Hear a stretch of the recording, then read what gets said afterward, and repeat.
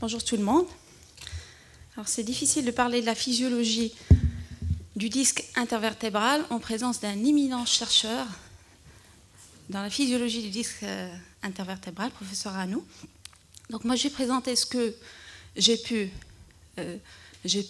synthétiser à partir de quelques lectures et bien sûr la discussion sera ouverte par la suite. Alors les objectifs de cette présentation, on ne va pas directement aux actualités puisqu'il faut absolument qu'on rappelle la physiologie du disque intervertébral. Et dans les actualités, alors tout à l'heure avec Dr Zraq, est-ce qu'on va parler de la biomécanique? Est-ce qu'on va parler de la médecine régénérative? Donc on va voir qu'on va parler qu'il y a quelques actualités dans la physiologie. Dans la dégénérescence discale, l'essentiel de l'actualité, c'est les mécanismes. Donc on est en train de voir les différentes voies qui donnent une dégénérescence discale à partir de l'apoptose, l'autophagie, l'hypoxie. Donc il y a plein d'actualités pour la dégénérescence. Et puis pour les voies thérapeutiques, nous allons voir que là aussi, c'est tout l'espoir de gérer cette maladie dans les diagnostics précoces. Alors, tout d'abord, pour les prérequis. Donc, on connaît tous que le disque intervertébral, c'est 3 parties. C'est le nucleus pulposus, donc le noyau pulpeux gélatineux, entouré de l'anneau fibreux, et puis les plaques qui sont au-dessus, qui font en quelque sorte la tâche avec les corps vertébraux. Donc c'est pas le ligament comme on le décrivait auparavant, c'est pas un ligament qui va lier, c'est pas l'énucléation du noyau, donc ça a beaucoup changé. En vrai, on sait que c'est une vraie articulation, donc c'est une articulation semi-mobile avec une composition cellulaire et une matrice. Et là, vous avez ce schéma qui récapitule, qui fait en quelque sorte une comparaison entre l'anneau fibreux et le noyau pulpeux, avec la composition, le collagène, la partie protéique, et puis au niveau des cellules. Il y a une nette différence, puisque le noyau, c'est essentiellement le collagène type 2, alors que l'anneau fibreux, c'est le type 1. Les cellules, donc c'est peu de cellules au niveau du noyau pulpeux, et on va voir qu'il y a des actualités dans ce sens. Donc il y a des actualités, il y a encore des choses à découvrir, donc on verra par la suite. Et puis, donc les cellules, là aussi, il y a des cellules particulières au niveau de l'anneau fibreux et d'autres au niveau du noyau pulpeux. Donc ici, vous avez la disposition au microscope. Donc on a ici 2 types de cellules au niveau du noyau pulpeux. Donc une cellule qui est appelée notocordale par rapport à l'origine, notocorde, et on va voir qu'il y a une autre cellule qui est aussi importante, c'est la cellule qui a changé de nom. Donc on parlait de cellules peut-être qui ressemblent à un chondrocyte. Là, on parle de nucléopulpocyte, et on va y revenir tout à l'heure. Donc vous avez les 2 types cellulaires. Là aussi, on va voir les actualités tout à l'heure pour parler de la communication entre ces 2 types cellulaires. Donc à côté des cellules, ici, ce sont des fibroblastes au niveau de l'anneau fibreux, donc une structure qui est fibreuse, et on a le collagène type 2, collagène type 1. La grande particularité, et sur laquelle on va revenir dans les mécanismes de la dégénérescence, c'est cette particularité de non-vascularisation. Donc les cellules du noyau pulpeux ne reçoivent pas le sang. Donc ce sont une structure qui est avasculaire. Tout le disque est une structure avasculaire. Les disques intervertébraux, les 23 disques intervertébraux qu'on a, représentent la structure avasculaire la plus importante au niveau de l'organisme. Alors ce que vous avez ici comme vaisseau, donc c'est essentiellement pour irriguer les vertèbres. Et regardez ici, c'est toute une partie de la périphérie de l'anneau fibreux qui reçoit une vascularisation, alors que le noyau ne reçoit pas de vascularisation directe. Il reçoit les nutriments et l'oxygène à partir d'un mécanisme de diffusion à travers les pores des plaques cartilagineuses. Donc ça, c'est très important. et ça va expliquer pourquoi ces cellules vont vieillir, et ce mécanisme de vieillissement accéléré va donner la dégénérescence et la pathologie du disque. Alors pour vous parler de la biomécanique, j'ai pensé au début de mettre directement la vidéo que vous avez sur YouTube. Donc il y a 2 ou 3 vidéos qui appartiennent à l'université francophone numérique, l'université de Lyon. Donc ils ont des vidéos très pédagogiques et qui expliquent très bien la biomécanique du disque. Donc, je vous ai mis à la place de vidéos des prises d'images qui vont récapituler un peu la biomécanique, ce qu'on avait appris au cours de la première année de résidanat. Donc ce n'est pas vraiment facile à digérer. Donc ici, vous avez la partie sous forme de sphère, le noyau, qui est un fibrocartilage élastique, qui est entouré d'une vingtaine jusqu'à trentaine de lamelles, de l'anneau fibreux, avec une disposition enchevêtrée qui va donner une résistance importante. Donc cet anneau fibreux va s'écraser sous la charge, il amortit les chocs, donc il s'écrase. Et la particularité de ce noyau, qui se déforme un peu et qui ne s'écrase pas comme l'anneau fibreux, c'est qu'il est rempli de protéines. Et les protéines, vous savez que les protéines aiment l'eau. À chaque fois qu'il y a un mouvement, l'eau va rentrer à l'intérieur du noyau, donc une sorte d'hydrophilie importante pour le noyau, ce qui va donner cette sphéricité du noyau, donc une sphère qui est déformable et incompressible. Et ce noyau pulpeux, qui est incompressible, il supporte les charges et les chocs importants. Donc le disque intervertébral, par ce biais, va jouer un rôle d'amortisseur. Donc au cours de la marche, à chaque fois que vous avez une compression de faible importance, donc le noyau va se comprimer et vous aurez une sorte d'amortisseur. Il va amortir les surcharges au niveau des vertèbres. Donc il répartit les pressions entre les fibres de l'anneau.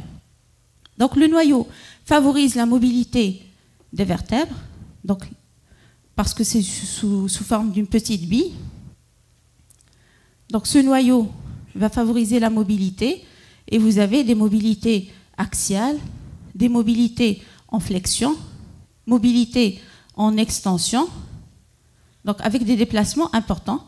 Donc ça va expliquer les rotations axiales, les flexions, la flexion, l'extension. À chaque fois que le noyau bouge, donc c'est la bille qui bouge, donc les fibres de l'anneau fibreux vont subir des changements de direction. Donc regardez ici, entre rotation axiale d'un côté et de l'autre côté, donc le noyau qui est au centre bouge et les fibres élastiques de l'anneau fibreux changent de direction. Donc ça représente un peu la biomécanique du couple noyau et anneau fibreux. Donc là, c'est vu de haut. Donc regardez les mouvements des fibres à chaque fois que le noyau bouge. Et là, il y a une résistance parce que les fibres de l'anneau se prolongent dans les corps vertébraux et ça va donner une sorte un système très résistant qui va lier les vertèbres de manière très résistante. Donc, lorsqu'on a une pression, l'anneau est déformable et il est élastique, il va s'écraser. Et ça dépend du sens de la compression. Si on a une compression qui va au centre, qui s'exerce au centre des corps vertébrales, donc comme montré sur cette séquence, le noyau, donc le disque s'écrase sur toute la surface parce que les pressions se répartissent sur toute la surface. Par contre, si vous avez une compression qui est latéralisée, au centre du corps, donc, par exemple en extension ou bien en flexion, donc là, la pression ne va pas s'exercer au niveau du centre, mais il y a une partie qui est écrasée et les pressions vont être réparties de manière plus importante. Par exemple, ici en extension, la pression va être plus importante sur la partie postérieure. En flexion, les pressions vont être plus importantes au niveau de la partie antérieure.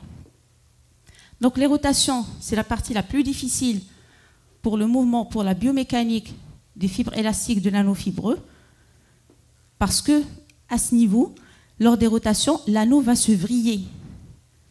Donc les vertèbres se rapprochent et écrasent le disque intervertébral. Donc vous le comprenez mieux à l'aide d'une vidéo.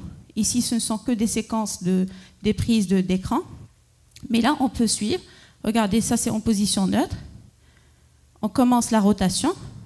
L'anneau va se vriller à l'intérieur et les vertèbres vont se rapprocher. Donc lors de ces rotations, les vertèbres se rapprochent et écrasent le disque. On les voit sur ces séquences. Donc l'anneau est écrasé par les pressions transmises par le corps vertébral et le noyau, lui aussi, il est écrasé par les pressions transmises par le corps vertébral. Donc l'anneau est élastique, il est déformable. Le noyau n'est pas déformable, il est peu déformable, ce qui fait qu'en s'écrasant, le noyau, il n'est pas compressible. Qu'est-ce qu'il va faire? Il va repousser l'anneau qui va l'entourer. Donc regardez, donc, en écrasant le noyau, donc, ça tend les fibres de l'anneau. Donc il va transférer cette pression vers l'anneau. Donc le noyau, qu'est-ce qu'il fait? Il répartit les pressions entre lui-même et entre l'anneau. Et les fibres de l'anneau sont tendues. Donc on les voit ici. Puis, qu'est-ce qu'elles vont faire? Donc il y a un retour. C'est le principe de l'élasticité. Donc ça s'étire, puis ça va se relâcher. Donc plus les fibres écrasent le noyau, plus elles limitent l'écrasement du noyau, plus elles limitent l'écrasement de l'anneau lui-même. Donc ça, c'est la biomécanique et c'est le principe de l'élasticité. Donc ils ont émis deux conclusions. C'est que, premièrement, le noyau et l'anneau forment une sorte d'unité et ils se protègent de manière mutuelle. Si le noyau est lésé, le disque, l'anneau fibreux est lésé et vice-versa. Et la deuxième conclusion, c'est qu'il y a un rôle d'amortisseur. Donc toujours dans la biomécanique, regardez l'amortisseur lors de la marche.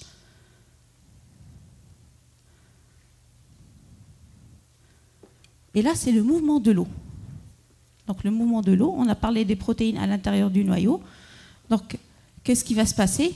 Donc le noyau, il est formé de 90% d'eau. Il y a des protéines qui vont attirer la pression oncotique qui attire l'eau. Donc ils vont attirer l'eau en permanence. On va voir cette séquence. Donc elles vont attirer, donc le noyau va devenir sphérique. Lorsqu'on a une petite pression, l'exemple de la marche, donc l'eau va sortir et il va rentrer de manière rapide. Donc ça, c'est lorsqu'on a une pression faible.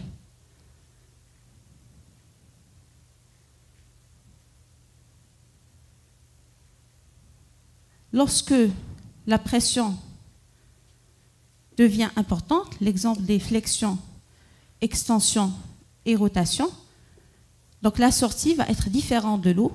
Donc il va perdre de l'eau, le noyau va perdre de l'eau, il va s'aplatir et la mobilité des vertèbres va être réduite. Et le retour n'est pas aussi rapide. Donc c'est pas comme lorsqu'on a une pression faible, lorsqu'on a une forte pression, lorsqu'on a des flexions par exemple, lorsqu'on a des rotations, le retour de l'eau va prendre du temps. Donc la dernière particularité du disque, on en a parlé tout à l'heure, et on va y revenir aussi lorsqu'on va parler des mécanismes de dégénérescence, c'est l'absence de vascularisation. Donc sur cette vidéo, donc ils mettent que le disque n'est ni innervé ni vascularisé. Il va recevoir via la partie la plus superficielle, la plus externe de l'anneau, quelques vaisseaux, ce qui fait qu'au niveau du noyau, il n'y a pas de vascularisation directe et c'est la partie la plus vulnérable. Donc à côté de ces rappels, Donc nous allons parler du sujet proprement dit, c'est-à-dire les actualités du disque intervertébral. Et là, j'ai choisi de vous mettre la physiologie. Est-ce qu'il y a des choses? Qui dit physiologie dit par la suite physiopathe. La principale pathologie du disque intervertébral, c'est bien sûr la dégénérescence du disque. Et là, c'est tous les problèmes qui intéressent aussi bien le rhumatologue, le médecin spécialiste en médecine physique et rééducation, et le traumatologue et le neurochirurgien. Donc c'est une pathologie qui est multidisciplinaire et qui engendre des coûts de santé énormes, puisque c'est aux États-Unis, c'est deuxième cause c'est deuxième en matière de médico-économique. Donc beaucoup de coûts. Et là, au niveau des traitements, jusqu'à un certain moment, il y a eu pas d'avancée thérapeutique parce que la physiopathologie n'était pas bien comprise. On mettait le disque sur le compte de la biomécanique. Et là, on comprend que ce n'est pas uniquement la biomécanique, mais c'est à côté de la biomécanique, à côté du stress mécanique, il y a beaucoup de voies de signalisation au niveau des cellules du disque et il y a aussi beaucoup d'éventuelles voies thérapeutiques par la suite. Donc on va les voir ici. Donc concernant la physiologie du disque intervertébral, la grande actualité, c'est ce phénotype particulier au niveau de ce qu'on appelait avant les chondrocytes du noyau pulpeux. Donc tout à l'heure, on a parlé de deux entités cellulaires au niveau du noyau pulpeux. On a parlé des cellules, les grosses cellules avec des vacuoles, donc les cellules notocordales, et on a parlé des cellules qui ressemblent aux chondrocytes. Donc actuellement, il y a beaucoup d'avancées en matière d'origine de ces cellules, et ces cellules qui ressemblent aux chondrocytes, donc c'est vrai, vous avez l'aspect, ça ressemble aux chondrocytes, et là des phénotypes qui sont proches de celui des chondrocytes, mais ce qui a été découvert tout dernièrement, c'est qu'elle n'est pas, c'est pas un chondrocyte, puisqu'elle a des marqueurs spécifiques qu'on ne retrouve pas au niveau du chondrocyte. Ça, c'est très important parce qu'il y a un lien thérapeutique. Parce qu'avant, lorsqu'on parlait de médecine régénérative, donc parmi les voies qui étaient en plein essor, c'est injecter des cellules chondrocytaires du chondrocyte articulaire. Donc lorsqu'on a découvert ça, on a découvert que la cellule au niveau du noyau n'est pas vraiment un chondrocyte. Donc cette éventualité thérapeutique d'injecter les chondrocytes, donc il y a eu un arrêt de cette voie thérapeutique. Donc elle a des marqueurs spécifiques, elle a des choses communes avec les chondrocytes, mais là aussi, donc regardez, donc les choses communes, les marqueurs, c'est pour marquer l'agrégane et le collagène, mais là aussi, en comparant le rapport agrégane-collagène avec le chondrocyte, donc il y a une différence énorme, puisque ce rapport est 2/1 pour le cartilage articulaire versus 27/1 pour cette cellule qu'on appelle nucléopulpocyte. Nucléopulpocyte, cellule du noyau pulpaire. Donc ça, c'est première actualité et qui est importante, et c'est important à développer parce qu'il y aura les voies thérapeutiques par la suite. Là aussi, donc on parlait d'origine embryologique de ces cellules, et la grande actualité, c'est que peut-être les cellules notocordales, alors vous allez suivre avec moi, au niveau du noyau, il y a deux cellules, la cellule notocordale et la cellule qu'on appelait chondrocyte. Donc avant, l'origine embryologique était très débattue. Alors sur une publication qui est toute nouvelle, faite sur des animaux bien sûr, donc on a trouvé que l'origine du noyau, des cellules du noyau pulpeux, ça dérive du notocorde.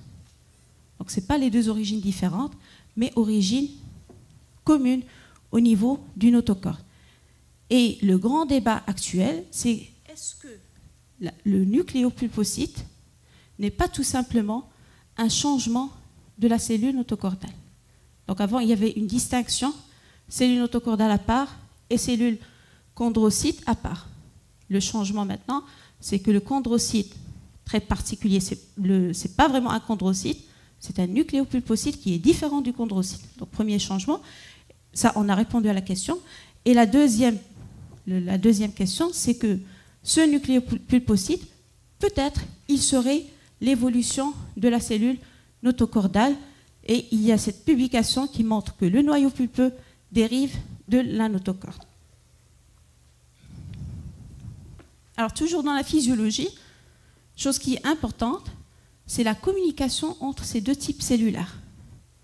La cellule notocordale et les cellules qui ressemblaient aux chondrocytes, les nucléopulpocytes. Et là, sur cet article de 2014, donc on voit deux étapes. On voit une étape avant la maturation squelettique et l'évolution, c'est-à-dire le vieillissement.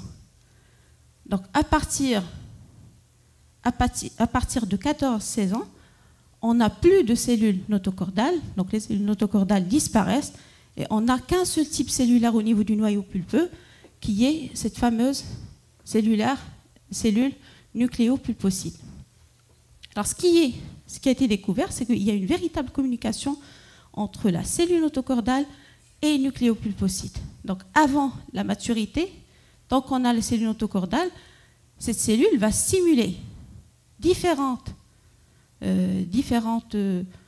mécanismes au niveau de ces cellules nucléopulpocytes. Et qu'est-ce que ça va donner? Ça va donner le maintien de l'hydratation et des propriétés mécaniques, c'est-à-dire ça va favoriser la synthèse du contenu de la matrice extracellulaire au niveau du noyau. Ça va stimuler, via des différents facteurs, la prolifération cellulaire. Et ici, vous avez un point d'interrogation, c'est qu'on sait que ça inhibe l'apoptose, la mort programmée de la cellule de nucléopulpocyte, mais on ne sait pas par quel mécanisme. Donc pour récapituler cette partie, c'est qu'avant la disparition des cellules notocordales, cette cellule communique avec le deuxième type cellulaire au niveau du noyau, et ça favorise l'homéostasie du disque intervertébral. Ça, c'est avant la maturation squelettique. Le grand changement, c'est une fois qu'il y a la maturation squelettique, on aura la disparition de la cellule notocordale, donc on n'aura plus la communication avec la cellule nucléopulpocyte, et là commence le vieillissement du disque. Vieillissement accéléré va donner la dégénérescence, ce qui fait que là, regardez le collagène type 2 spécifique du noyau pulpeux qui va diminuer, les protéoglycanes diminuent, donc on aura la fibrose, néo-innervation, on aura la dégradation et on aura l'inflammation. Donc on aura le changement du cartilage, du disque intervertébral normal à un disque intervertébral qui va vieillir, et ce vieillissement, s'il va accélérer, il va dégénérer. Alors ça, c'est très important côté physiologie. Alors ce qu'on connaissait aussi sur la dégénérescence, c'est les classifications. Et parmi ces classifications, il y a la classification de Thompson. Donc ça correspond à ça. Donc vous avez une évolution de la disparition du noyau, de la forme normale du noyau. Regardez l'anneau élastique, comment il va dégénérer. Et bien sûr, on aura les plateaux cartilagineux qui font partie de cette unité et l'os sous-chondral aussi qui va changer. Donc on aura cette classification qui va prendre en considération l'évolution du noyau, de l'annulus, du plateau cartilagineux et du corps vertébral. Donc ça, c'est des classifications anciennes. Et il y a des publications qui sont allées plus loin pour voir qu'est-ce qui se passe au niveau de l'immunohistologie et l'histologie au niveau du disque intervertébral, toujours sur des animaux. Alors une publication récente, 2016, qui a détaillé de manière plus fine l'évolution. Donc ici, ça récapitule l'évolution du disque normal vers le disque qui vieillit et qui va dégénérer par la suite. Donc on aura la fibrose du noyau pulpeux. Donc ici, les cellules notocordales vacuolaires qui vont être remplacées par des cellules, les nucléopulpocytes. Ici, nous aurons le cartilage au niveau de la plaque cartilagineuse qui va s'amincir. Et la dernière modification, c'est l'évolution de l'anneau fibreux. Donc ici, cette organisation en lamelles, donc regardez ici, elle est complètement désorganisée, avec une métaplasie fibrocartilagineuse, donc il ne va plus garder l'élasticité, il va devenir dur. Donc on a introduit un peu les prérequis, nous avons parlé des actualités de la physio, en particulier ce phénotype particulier de nucléopulpocyte et cette communication nucléopulpocyte cellule notochordale, et on arrive aux choses qui sont plus importantes, en quelque sorte, la dégénérescence discale. Alors la grande actualité, ce n'est pas une actualité, c'est depuis quelques années, donc c'est assez récent, c'est que c'est plus cette physiopathologie mécanique, centrée sur la mécanique. Donc le stress mécanique qui va donner la dégénérescence. Donc on a trouvé que c'est multifactoriel, donc ça se passe au niveau cellulaire, au niveau moléculaire, il y a des voies des signalisations et il y a des mécanismes particuliers d'apoptose, d'hypoxie et d'autophagie. Donc beaucoup de mécanismes nouveaux. Et la génétique prend une place importante. Donc il y a des familles qui sont plus intéressées par la dégénérescence des disques intervertébraux, et c'est une prévalence, on va la voir sur une diapo, qui va aller jusqu'à 60%. Donc la prédisposition génétique, elle est là, et vous avez ici le cercle vicieux, donc ici la biomécanique, ici ce qui se passe au niveau des cellules, et ici ce qui se passe au niveau du contenu extracellulaire, qui va diminuer en protéines et qui va donner le disque dégénéré. Donc si on prend la génétique, donc il n'y a pas uniquement un ou deux familles de gènes, mais il y a plusieurs gènes qui codent aussi bien le collagène, les protéines agréganes, il y a aussi des choses de l'inflammation, l'interleukine 1, l'interleukine 6, les principales enzymes qui vont dégrader le collagène, les métalloprotéases, et là aussi on voit le récepteur de la vitamine D qui vient aussi dans la liste des gènes qui peuvent prédisposer à la dégénérescence discale. Et vous avez à côté une autre liste moins importante. Donc c'est vraiment une interaction qui est très sophistiquée. Il y a des schémas très compliqués qui essayent de montrer comment les gènes, la nouvelle transcription des gènes pour donner la dégénérescence discale. Donc ici, la prédisposition familiale, elle est importante, et l'hérédité, elle passe jusqu'à 61% au niveau de certaines régions, en particulier au niveau du rachis lombaire. Donc c'est un véritable cercle vicieux où on aura un stress, on aura une réduction de la pression au niveau du disque, on aura une perte de cet équilibre entre le catabolisme et l'anabolisme, donc beaucoup plus de catabolisme que d'anabolisme au niveau de la matrice extracellulaire. Et ça, c'est médié par plusieurs facteurs. Donc on voit ici qu'on a aussi le tabac qui arrive. Donc tout ce qui peut donner un stress oxydatif, le diabète, le tabac, il fait partie, à côté bien sûr des facteurs qu'on connaît, les facteurs mécaniques. Donc à chaque fois qu'on a un chapitre qui traite de la physiologie, la physiopathie de la dégénérescence, on a des schémas différents qui expliquent les mécanismes multifactoriels. Et on a à côté du stress physique et de la génétique, on a ce qui se passe au niveau des molécules, au niveau des cellules, avec les changements des molécules et des voies de signalisation. Et on a les facteurs extrinsèques. En particulier, alors la nouveauté, c'est ce stress oxydatif.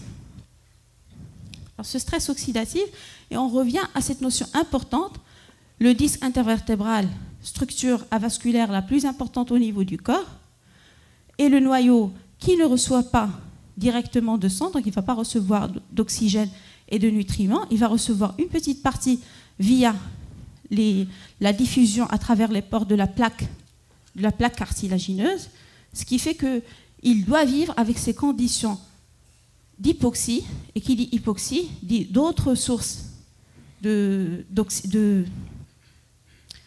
donner l'énergie, c'est-à-dire les voies non oxydatives, c'est-à-dire on aura un pH acide.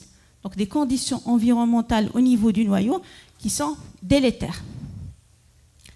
Donc là aussi, la notion d'hypoxie, Donc vous avez, au niveau du noyau en particulier, vous avez la pression de l'oxygène qui est très faible. Alors il y a des facteurs particuliers, et là on a déterminé au moins 2 facteurs qu'on appelle HIF, donc Hypoxia Inducible Factors, et vous avez ces facteurs qui sont transcrits, et ces facteurs sont importants pour la survie de la cellule. Donc au niveau de la dégénérescence discale, il y a un problème d'hypoxie qui va altérer les mécanismes de survie de la cellule parce qu'il n'y a pas d'oxygène, il y a peu d'oxygène au niveau des cellules du noyau fibreux, du noyau au niveau du disque intervertébral, du noyau pulpeux. Donc on a l'hypoxie et on a un autre mécanisme. Donc un environnement de cellules, pour que ça fonctionne correctement, il faut éliminer les déchets. Il faut éliminer les déchets, autrement ça va ennuyer en quelque sorte la survie des cellules. Donc il y a un mécanisme, la clairance. Donc on élimine tout ce qui est dégâts, qui est déchets des cellules. Alors cette clairance au niveau du disque intervertébral dégénéré est perturbée. C'est-à-dire que la capacité d'autophagie des cellules du noyau pulpeux, alors je vois que c'est un message qui est difficile à passer, je vais simplifier. Donc à côté de l'hypoxie, nous avons l'autophagie. Normalement, l'autophagie, les cellules à l'intérieur du disque, elles sont capables d'enlever les déchets. Plus elles enlèvent les déchets, mieux c'est pour survivre. Donc ce mécanisme au niveau du disque dégénéré est perturbé. Ce qui fait qu'il n'y a pas cette autophagie et on n'aura pas la clairance optimale qui se passe au niveau du disque. Et ça, c'est en réponse à plusieurs facteurs. Là aussi, vous avez le diabète en haut, le tabac, et vous avez tous les facteurs qu'on connaît, en particulier les facteurs mécaniques, et tout ça, ça va perturber la clairance des déchets et ça va accélérer le vieillissement, c'est-à-dire ça va être source de la dégénérescence discale. Donc on arrive au stress oxydatif. Donc le stress oxydatif, on les voit dans différentes pathologies, dans la pathologie cancéreuse, pathologie cutanée, etc. Et c'est un peu à la mode dans les différents mécanismes physiopathes. Et là aussi, une publication qui est toute nouvelle, 2017. Donc vous avez à partir d'une accélération de ce stress oxydatif, j'ai le pointeur qui m'a... D'accord. Donc ici, une accélération du stress oxydatif, une accélération de voies de signalisation, et là c'est toute la recherche, de plus en plus on retrouve des voies de signalisation au niveau du disque, donc des voies de signalisation, capsase, les MAP kinases, etc. Et qu'est-ce que ça va donner? Ça va accélérer la sénescence du disque, ça va accélérer l'autophagie, ça va accélérer la mort des cellules discales. Donc qu'est-ce que ça va donner à la fin? Ça va, bien sûr, être parmi les causes de la dégénérescence discale. Donc nous avons vu au niveau de la dégénérescence discale que c'est multifactoriel, qu'il y a la génétique qui vient en premier, qu'il y a les choses biomécaniques qu'on connaît tous, et puis il y a ce qui se passe au niveau moléculaire. Parce qu'au niveau moléculaire, on découvre qu'il y a beaucoup de voies de signalisation et qu'il y a des mécanismes particuliers, en particulier l'hypoxie, l'autophagie et l'apoptose. Donc qu'est-ce que ça va donner? Ça va donner un déséquilibre de la synthèse des protéines, c'est-à-dire plus de catabolisme que d'anabolisme. Et ça, c'est médié, bien sûr, par les enzymes. Ça, c'est des choses qu'on connaissait avant. Les métalloprotéases et puis les agréganases. Alors, pour l'apoptose, les actualités, c'est qu'on connaît mieux comment ça se passe. Parce que, regardez, ici, différentes voies de signalisation. Donc, c'est des choses qui sont dures à suivre. C'est comme ce qu'on est en train de découvrir au niveau de l'APR. Beaucoup d'actualités, beaucoup de voies de signalisation. Donc c'est un peu la même chose pour le disque intervertébral, beaucoup d'actualités pour la communication cellulaire à l'intérieur du disque. Et les causes qui déclenchent cette apoptose, donc à côté de ce qui est biomécanique, il y a des choses biochimiques et le traumatisme. Donc les voies de signalisation, on ne va pas les voir. Et là, une dernière notion qui est la mécanobiologie. Donc je vais simplifier ça, parce que ce n'est pas la mécanique, mais c'est la mécanobiologie. Donc qui dit mécanobiologie, c'est-à-dire un stress mécanique, la cellule qui va répondre, qui va ajuster les molécules via des voies de signalisation, et ça, après le changement de transcription de gènes. Donc c'est vraiment une équipe qui va travailler entre stress mécanique et ce qui se passe au niveau des cellules, molécules et expression génétique. Donc le signal mécanique, la réponse cellulaire, la transcription génétique. Et ça a été prouvé puisque sur une dernière publication, toute nouvelle là aussi, donc on a trouvé qu'il y a les mécanorécepteurs, qu'il y a plus de mécanorécepteurs dans le disque dégénéré par rapport au disque normal. Donc regardez les mécanorécepteurs. Donc là, c'est des noms qu'on ne va pas retenir. Mais ce qui est la différence, c'est que sur les 6 dernières diapos, on a plus de mécanorécepteurs en comparaison avec le disque normal. Ça, c'est pour réconforter la mécanobiologie. Alors là, ce n'est pas une actualité parce que c'était sur la revue de Rheum et on a lancé le débat. Est-ce que la dégénérescence discale, c'est quelque chose qui vient de l'os sous-chondral? Donc ça n'a pas beaucoup évolué depuis. Mais qui dit disque intervertébral, ça fait rappeler ce qui se passe au niveau du plateau vertébral et en particulier l'intérêt de l'inflammation au niveau de la dégénérescence discale. Et ça, c'est le modique 1. Donc vous avez l'inflammation et ça, c'est une bonne indication éventuelle pour les nouvelles voies thérapeutiques. Donc on arrive au dernier chapitre qui est beaucoup plus succinct, les nouvelles thérapeutiques. Donc avant, c'était réparer, donner des anti-inflammatoires. Maintenant, c'est la réparation qui se passe au niveau de la cellule ou bien à travers les gènes.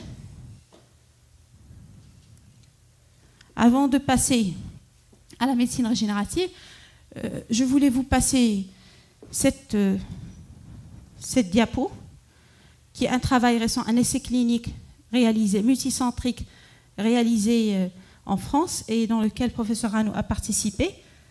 Donc un essai clinique dans lequel on a injecté une dose de corticoïdes à l'intérieur du disque. Donc de l'inflammation pour un anti-inflammatoire cortisonique. Donc ça, c'est pour lancer le débat aussi par la suite par rapport à toxicité de corticoïdes par rapport au disque. Et qu'est-ce qu'ils ont trouvé? Alors ils ont trouvé que donc il y avait un objectif primaire, c'est l'évolution de la douleur après 1 mois. Et regardez le P.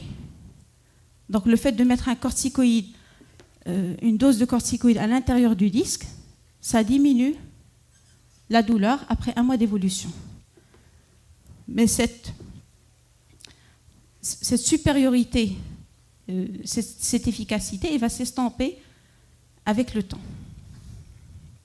Donc ça, c'était les corticoïdes. Il y avait aussi le débat sur les anti-TNF. Et les anti-TNF, ça continue parce que c'est des études contradictoires. Il y a des études qui montrent que le TNF-alpha, c'est la cytokine clé de l'inflammation au niveau du disque, à côté de l'IL-6. Donc ici, on comprend que le TNF, il est dans les différents mécanismes de la dégradation du disque. Donc une dernière publication en 2016, aussi bien pour diminuer la prolifération des cellules, augmenter l'inflammation, la dégradation de la matrice extracellulaire, il accélère l'apoptose, il diminue l'autophagie. Donc il est impliqué dans tous les mécanismes de la dégénérescence discale. Et là, les essais cliniques n'ont pas encore tranché, donc il y a beaucoup à faire au niveau des anti-TNF. Donc la médecine régénérative proprement dite, ça c'est 3 voies, la thérapie génique, la thérapie cellulaire et l'ingénierie tissulaire. Alors ce qu'on va voir, c'est essentiellement la thérapie cellulaire et tissulaire. Alors ici, les cellules, c'est à partir des différentes cellules, soit les cellules du noyau pulpeux, soit les chondrocytes articulaires, les cellules souches, ou bien une nouvelle donne, les cellules qu'on dirige. Alors ici, les chondrocytes, cette voie a été abandonnée. Pourquoi? Parce qu'on sait que les cellules du noyau, ce ne sont pas des vrais chondrocytes, elles sont différentes des chondrocytes. Donc ici, vous avez un schéma qui donne les différentes sources. Donc c'est des cellules, différents types cellulaires, une prolifération, et on va injecter en s'aidant avec l'ingénierie tissulaire donc c'est une thérapie ciblée. Donc les cellules mésenchymateuses, c'est soit de la moelle, soit de la peau. Et là aussi, l'ingénierie tissulaire, donc ça aide à garder les cellules, à augmenter la viabilité, c'est améliorer ce qui a été prélevé. Il y a même des travaux qui essayent de classer là où on peut mettre les traitements. C'est-à-dire, nous, on arrive à un stade avancé. La thérapie, la médecine régénérative, c'est agir au début.